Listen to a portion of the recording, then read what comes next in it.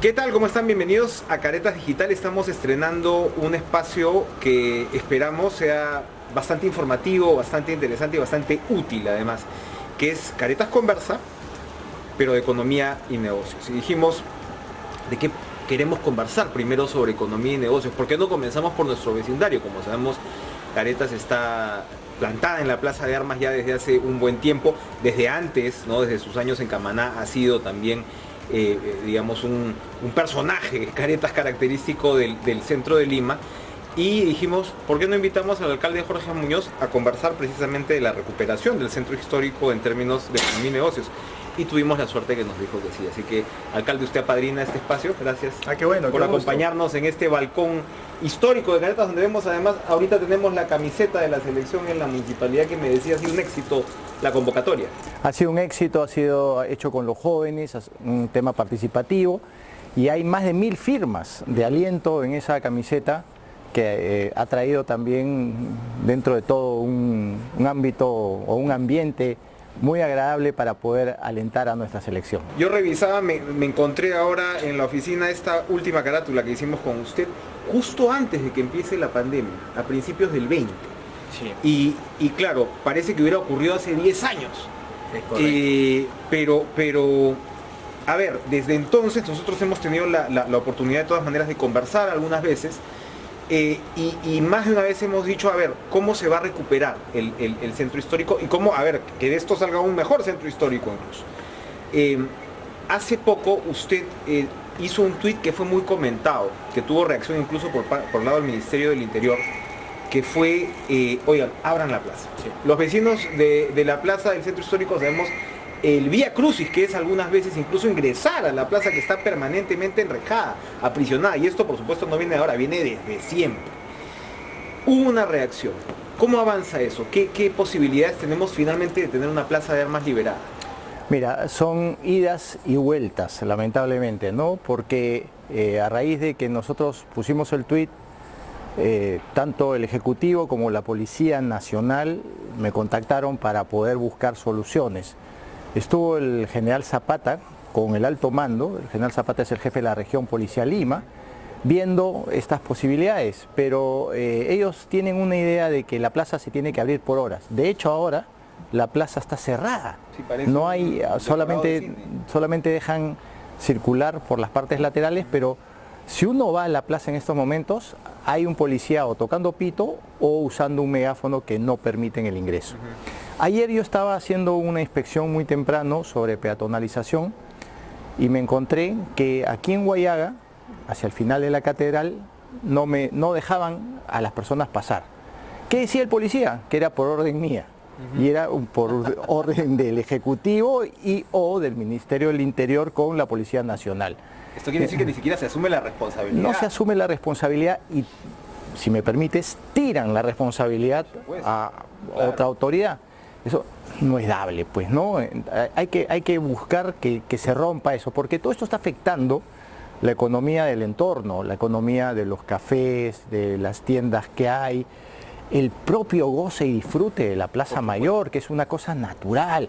En la plaza o en los lugares públicos, ahí es donde se comienza a generar ese intercambio entre las personas y se comienza a construir la ciudadanía. Entonces, todas esas cosas hay que romperlas.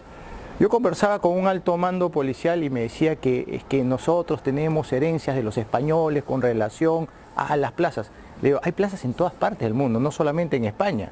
Y en todas las partes del mundo se intercambia y se genera ciudadanía. Entonces hay que romper esas falsas ideologías y permitir que las personas usen su plaza. De hecho, hablando de España, ¿no? El espacio público es fundamental y en la pandemia ha sido más fundamental porque la gente se ha volcado a las calles precisamente por seguridad y demás, y se han recuperado todas estas terrazas y demás que uno pensaría que en Lima deberían ser el emblema. Para cerrar esta parte y digamos, comenzando en esta suerte de núcleo para ir abriéndonos al resto del centro, precisamente la gente que apuesta por hacer negocios acá en la Plaza de Armas está frita. Hay una situación media compleja, pero que nosotros estamos tratando de revertir, y además tenemos un plan maestro de recuperación del centro histórico que ya estamos ejecutando, que tiene en la primera parte una inversión que está vista en más de 200 millones de soles, ¿no? Eso es importantísimo. Y si vamos a ver la parte del río Rímac, que es un eje vertebrador que queremos recuperar, solamente el proyecto del río Rímac son 300 millones de dólares. Por supuesto que esto se va a ejecutar y se tiene que ejecutar en varias gestiones, pero nosotros por lo menos vamos a dejar establecido los pasos a seguir. Ya de hecho hemos caminado algunas cosas interesantes con relación al río. Tenemos un préstamo, no un préstamo, sino una cooperación técnica no reembolsable, por eso que corrijo, de CAF por $600.000, que ya está caminando. Tenemos 2 expedientes aprobados por el Ministerio de Cultura, uno en el Estanco de la Sal, que está justo a la espalda del Palacio de Gobierno, y el otro en el barrio de Monserrate.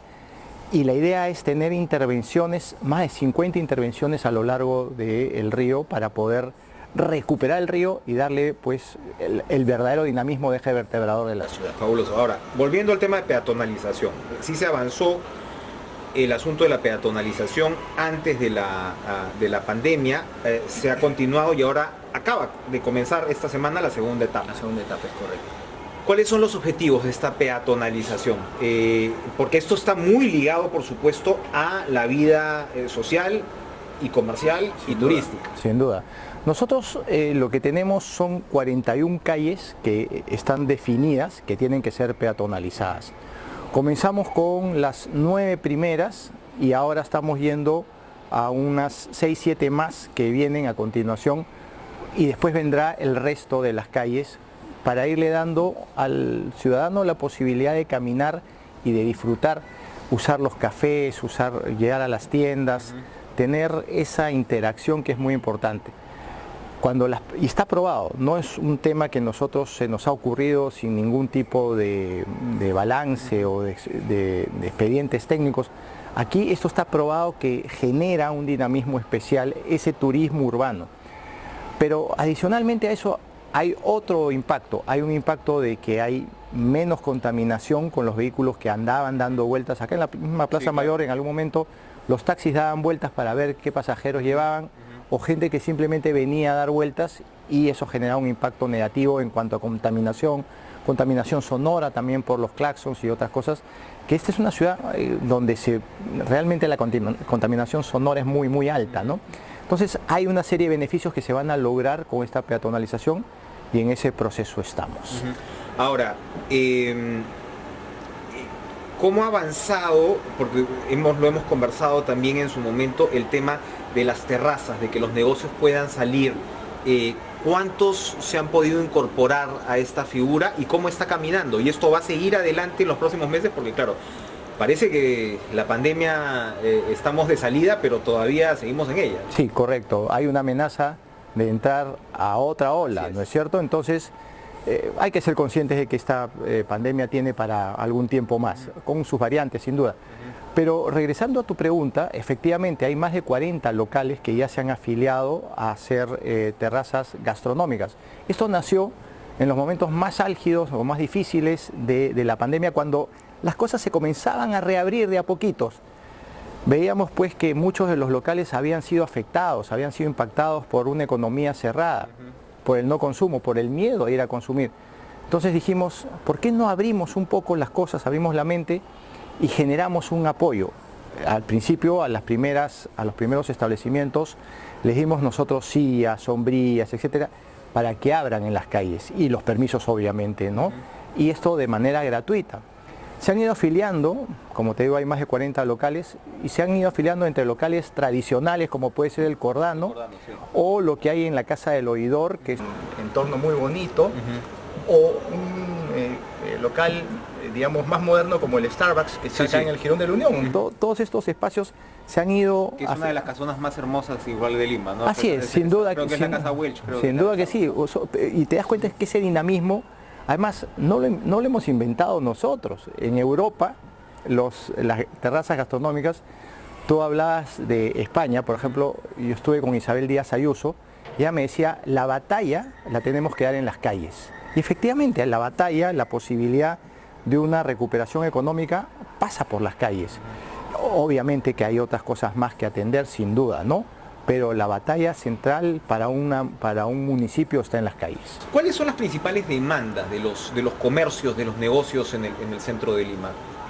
¿Con qué reclamos le van a tocar la puerta al alcalde? Bueno, el reclamo primero es el de los cierres, sí, el de la inestabilidad política y la generación de reclamos y cosas como las que estamos escuchando en estos momentos, ¿no? Entonces hay personas que están políticamente manipulando las situaciones y tengo que decirlo, lamentablemente hay gente que desde el propio Congreso están digitando estas cosas. Hay una ex trabajadora de la calle que desde el Congreso digita cosas y continuamente está haciendo o creando situaciones muy complicadas en las calles. ¿Para qué? Para generar caos y de ese caos tratar de pescar algunas cosas, ¿no? Nos referimos a la congresista. Sí, efectivamente. A la que fue Barrendero. Así es, efectivamente. Ella maneja parte de esta agenda, digamos. De esta agenda y están haciendo pseudos reclamos que no tienen nada que hacer, ¿no?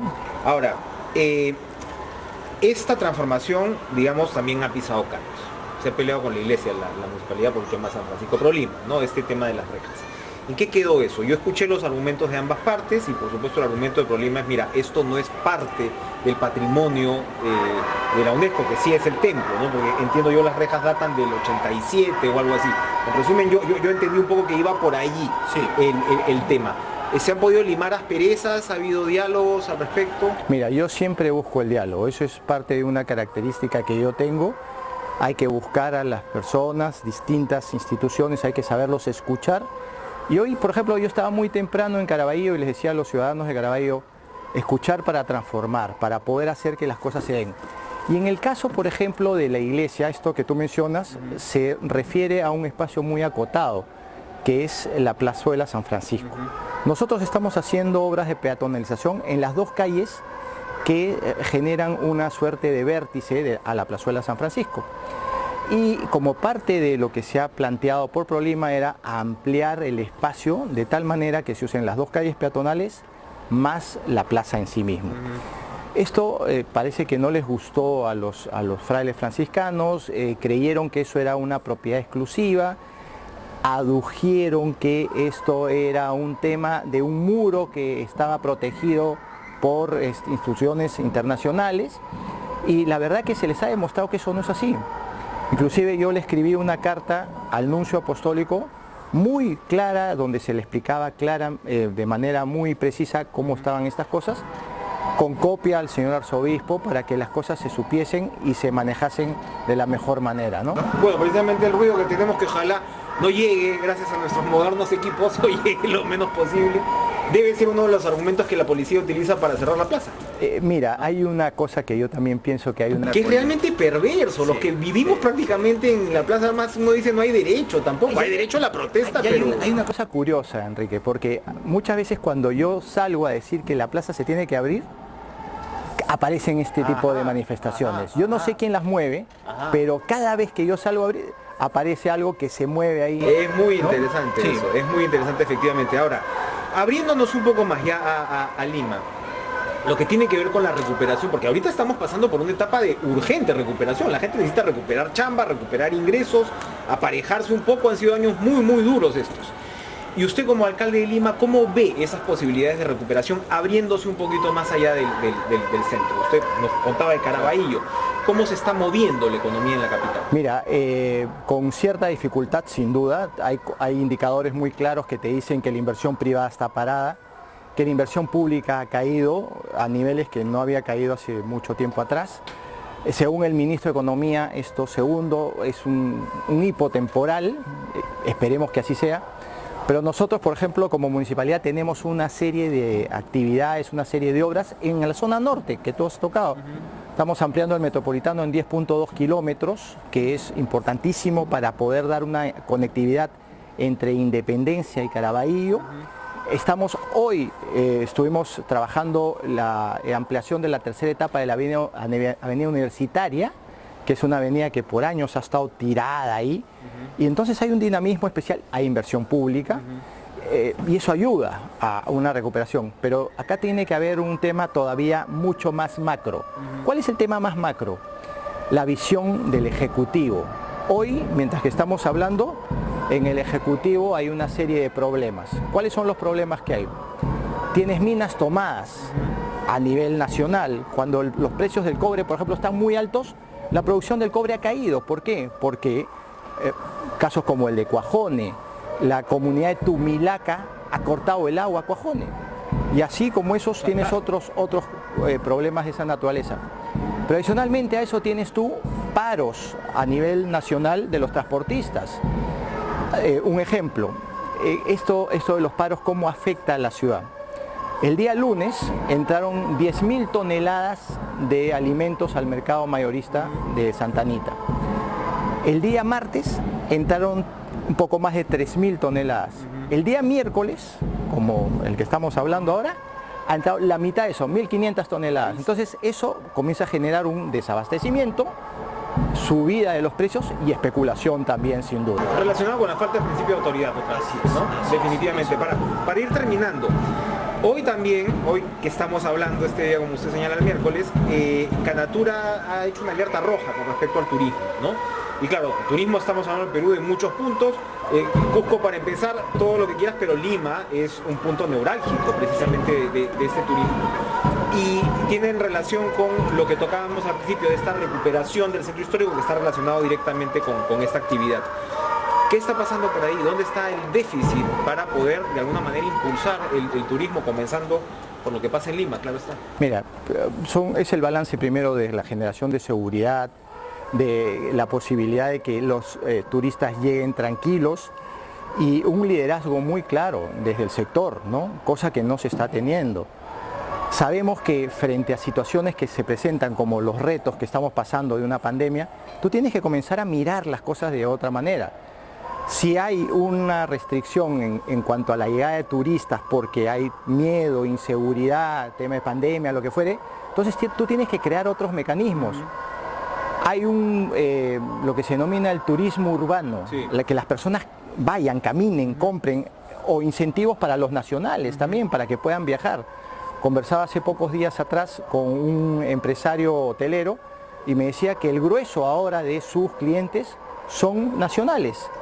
Y eso, le digo, ¿ha habido algún incentivo del gobierno central? Me dice, ninguno, todo tiene que ser incentivos de la actividad privada. Y esos incentivos deberían estar combinados con incentivos del sector público para que se generen alianzas. Yo siempre he dicho, las generaciones de alianzas son muy positivas. El Objetivo de Desarrollo Sostenible 17 de las Naciones Unidas habla de la generación de alianzas. Eso es muy potente, es algo que si nos unimos tú y yo para un objetivo en común, es muy probable que ese objetivo sea más rápidamente alcanzable. Pero si no me parece para este gobierno que el entendimiento con el sector privado sea, digamos, lo que debería ser una práctica. Es que hay una disociación, realmente la hay, y eso es muy preocupante, ¿no?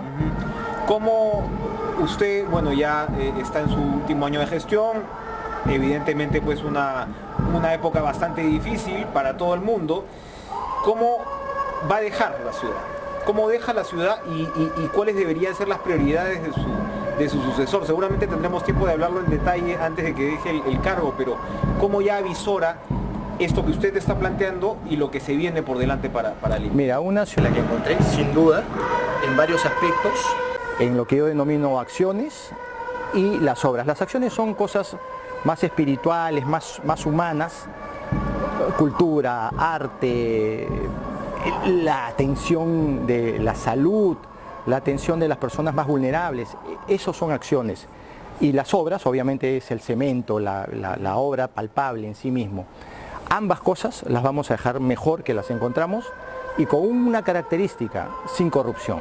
Eso lo he venido diciendo. Alguien me decía, oye, pero eso es lo que naturalmente debería ser. Sí, es lo que naturalmente debería ser, pero no se ha transitado por esa vía de la integridad. Nosotros queremos que se transite por esa vía y que ese sea nuestro sello. Yo cuando entré a la municipalidad, Enrique, entré con las manos limpias y miré con las manos limpias. Ese es un legado que yo voy a dejar y además es un compromiso para con mi familia y para la gente que tuvo, digamos, el deseo que yo fuese alcalde.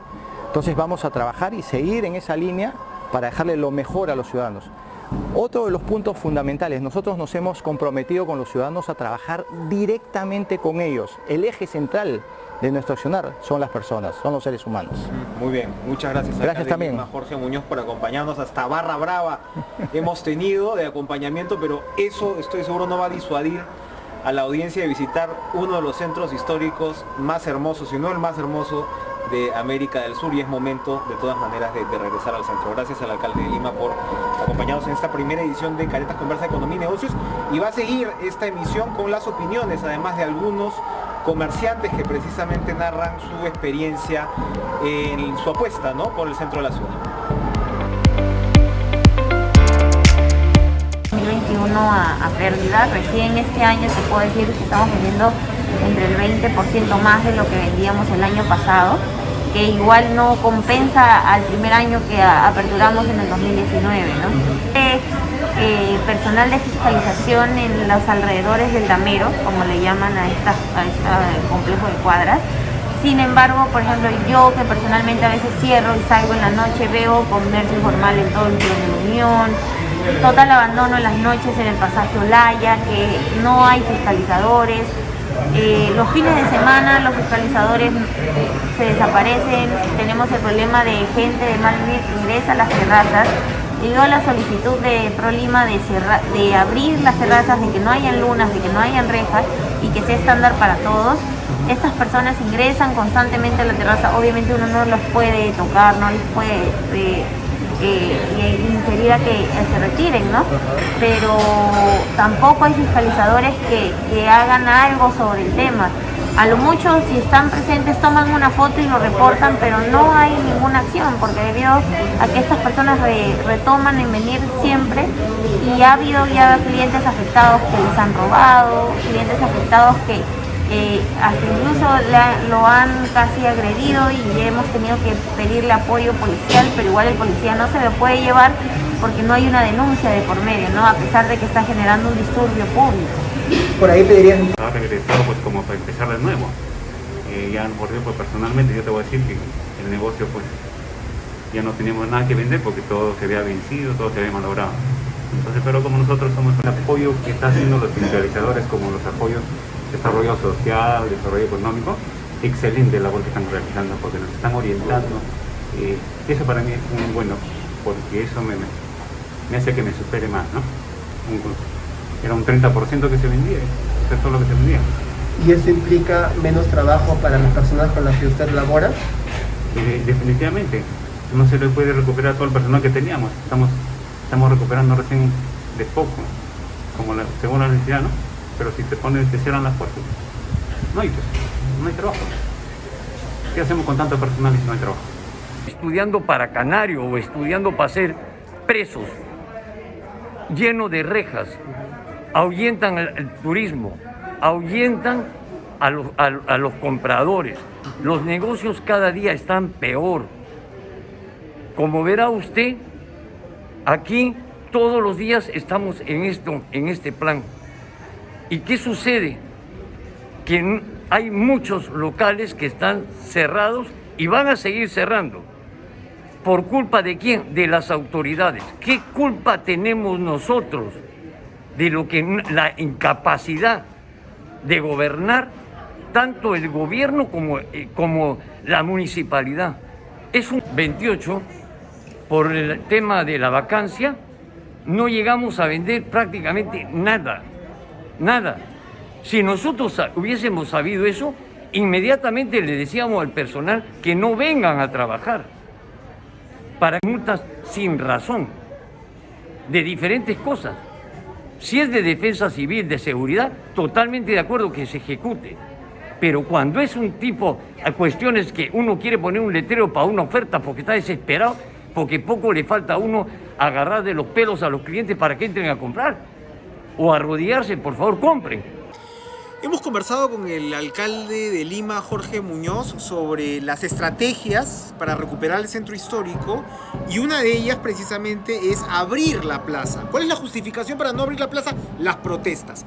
Qué raro que justo el alcalde comunica que se va a trasladar hasta Caretas, por supuesto a pie, porque estamos al frente, somos vecinos, y aparecen las protestas, aparecen las protestantes, las manifestantes, que nunca vienen. En este caso son las barrenderas, representadas por una congresista incluso de la República. Llama la atención a ver si es que alguien les está avisando, porque hay quienes sin duda quieren que la plaza de armas, que nos pertenece a todos los limeños y por añadidura a todos los peruanos, permanezca así, cerrada.